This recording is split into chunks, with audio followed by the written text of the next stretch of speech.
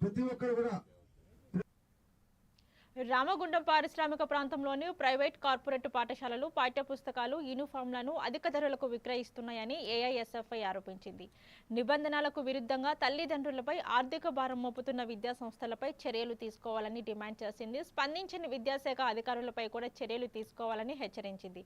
ఇక లేని పక్షంలోని విద్యార్థులు తల్లిదండ్రులతో కలిసి ఆందోళనలు మరింత ఉధృతం చేస్తామని ఏఐఎస్ఎఫ్ఐ జిల్లా కార్యదర్శి రేణుకుంట్ల ప్రీతం తెలిపారు.